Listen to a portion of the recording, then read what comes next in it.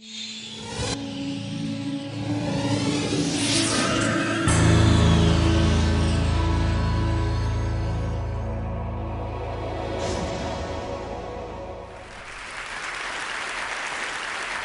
going to start here. This is a hand-lettered sign that appeared in a mom-and-pop bakery in my old neighborhood in Brooklyn a few years ago. The store owned one of those machines that can print on plates of sugar, and kids could bring in drawings and have the store print a sugar plate for the top of their birthday cake. But unfortunately, one of the things kids liked to draw was cartoon characters. They'd like to draw the Little Mermaid, they'd like to draw Smurf, they'd like to draw Mickey Mouse. But it turns out to be illegal to print a child's drawing of Mickey Mouse onto a plate of sugar. And it's a copyright violation. And policing copyright violations for children's birthday cakes was such a hassle that the college bakery said, you know what, we're getting out of that business. If you're an amateur, you don't have access to our machine anymore. If you want a printed sugar birthday cake, you have to use one of our prefab images, only for professional. So there's two bills in Congress right now. One is called SOPA, the other is called PIPA. SOPA stands for the Stop Online Piracy Act. It's from the Senate. PIPA is short for Protect IP, which is itself short for Preventing Real Online Threats to Economic Creativity and Theft of Intellectual Property, because the congressional aides who name these things have a lot of time on their hands. And what SOPA and PIPA want to do is they want to do this. They want to raise the cost of copyright compliance to the point where people simply get out of the business of offering it as a capability to amateurs. Now, the way they propose to do this is to identify sites that are substantially infringing on copyright, although how those sites are identified is never fully specified in the bills. And then they want to remove them from the domain name system. They want to take them out of the domain name system. Now, the domain name system is the thing that turns human readable names like google.com into the kinds of addresses machines expect, 74.125.226.212. Now, the problem with this model of censorship, of identifying a site and then trying to remove it from the domain name system, is that it won't work. And you'd think that would be a pretty big problem for a law, but Congress seems not to have let that bother them too much. Now, the reason it won't work is that you can still type 74.125.226.212 into the browser, or you can make it a clickable link, and you'll still go to Google. So the policing layer around the problem becomes the real threat of the act. Now, to understand how Congress came to write a bill that won't accomplish its stated goals but will produce a lot of pernicious side effects, you have to understand a little bit about the backstory. And the backstory is this. SOPA and PIPA, as legislation, were drafted largely by media companies that were founded in the 20th century. The 20th century was a great time to be a media company because the thing you really had on your side was scarcity. If you were making a TV show, it didn't have to be better than all other TV shows ever made. It only had to be better than the two other shows that were on at the same time, which is a very low threshold of competitive difficulty, which meant that if you fielded average content, you got a third of the US public for free. Tens of millions of users for simply doing something that wasn't too terrible. This is like having a license to print money and a barrel of free ink. But technology moved on, as technology is wont to do, and slowly, at the end of the 20th century, that scarcity started to get eroded. And I don't mean by digital technology, I mean by analog technology. Cassette tapes, video cassette recorders, even the humble Xerox machine created new opportunities for us to behave in ways that astonished the media business. Because it turned out we're not really couch potatoes. We don't really like to only consume. We do like to consume, but every time one of these new tools came along, it turned out we also like to produce and we like to share. And this freaked the media businesses out. It freaked them out every time.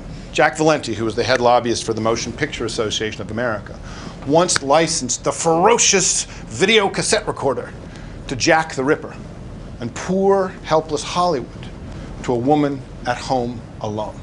That was the level of rhetoric. And so the media industries begged, insisted, demanded that Congress do something. And Congress did something. By the early 90s, Congress passed the law that changed everything. And that law was called the Audio Home Recording Act of 1992.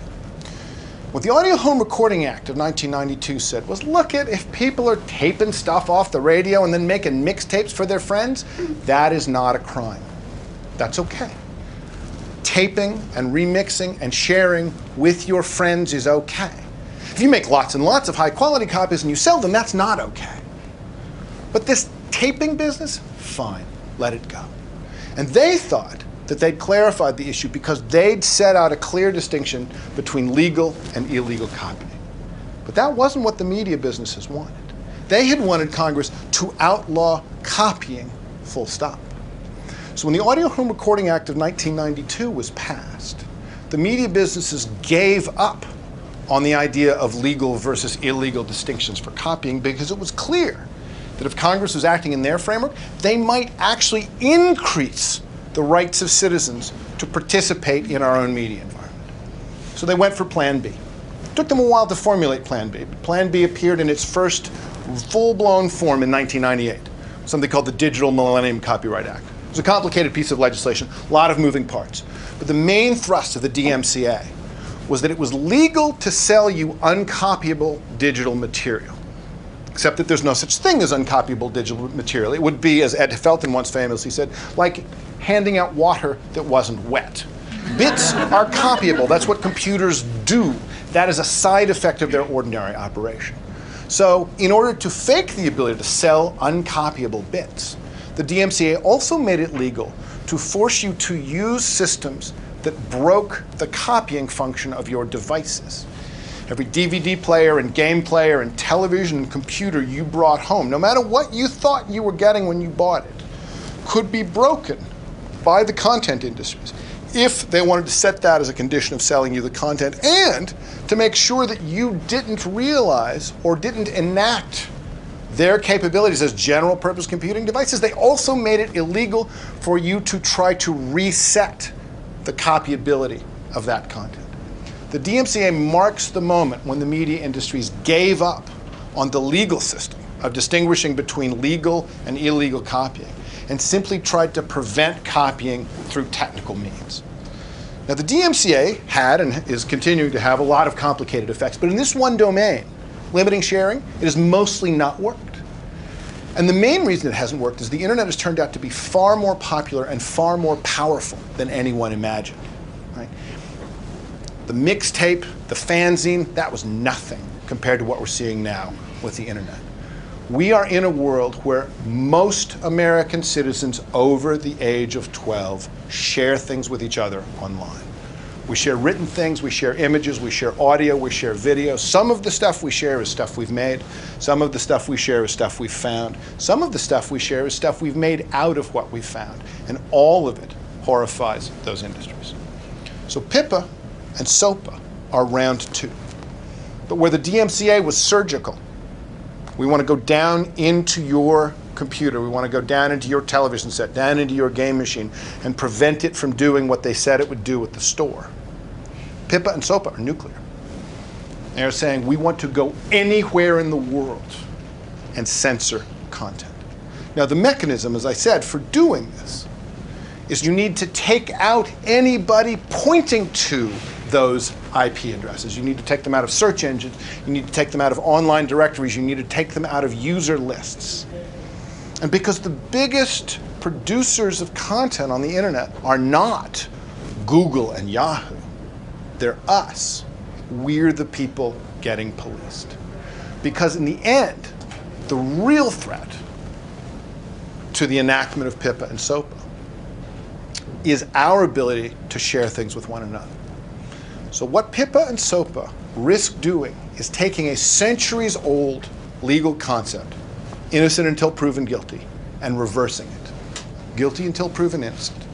You can't share until you show us that you're not sharing something we don't like.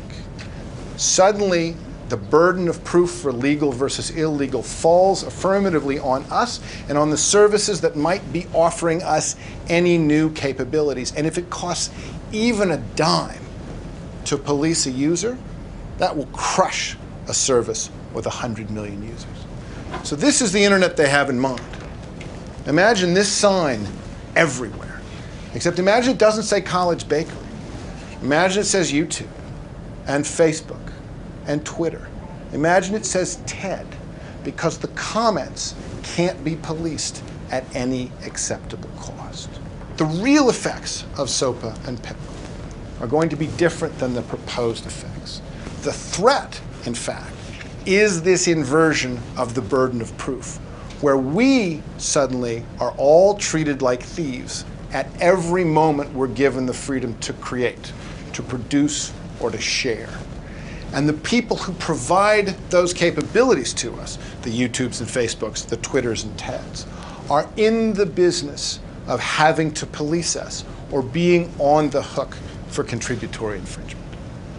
There's two things you can do to help stop this. A simple thing and a complicated thing, an easy thing and a hard thing. The simple thing, the easy thing is this. If you're an American citizen, call your representative, call your senator. Now, when you look at the people who've co-signed on the SOPA bill, people who've co-signed on PIPA, what you see is that they have cumulatively received millions and millions of dollars from the traditional media industries. You don't have millions and millions of dollars. But you can call your representatives, and you can remind them that you vote, and you can ask not to be treated like a thief, and you could suggest that you would prefer that the internet not be broken. And if you're not an American citizen, you can contact American citizens that you know and encourage them to do the same. Because this seems like a national issue, but it is not. These industries will not be content with breaking our internet. If they break it, they will break it for everybody. That's the easy thing. That's the simple thing. The hard thing is this. Get ready, because more is coming. SOPA is simply a reversion of COICA, which was proposed last year, which did not pass. And all of this goes back to the failure of the DMCA to disallow sharing as a technical means. And the DMCA goes back to the Audio Home Recording Act, which horrified those industries. Because the whole business of actually suggesting that someone is breaking the law and then gathering evidence and proving that, that turns out to be really inconvenient, right? We'd prefer not to do that, says the content industry. And what they want is not to have to do that. They don't want legal distinctions between legal and illegal sharing. They just want the sharing to go away. PIPA and SOPA are not oddities. They're not anomalies. They're not events. They're the next turn of this particular screw, which has been going on 20 years now. And if we defeat these, as I hope we do, more is coming. Because until we convince Congress that the way to deal with copyright violation is the way copyright violation was dealt with Napster, with YouTube, which is to have a trial with all the presentations of evidence and the hashing out of facts and the assessment of remedies that goes on in democratic societies. That's the way to handle this. In the meantime, the hard thing to do is to be ready, because that's the real message of PIPA and SOPA. Time Warner is called, and they want us all back on the couch, just consuming, not producing, not sharing, and we should say no. Thank you.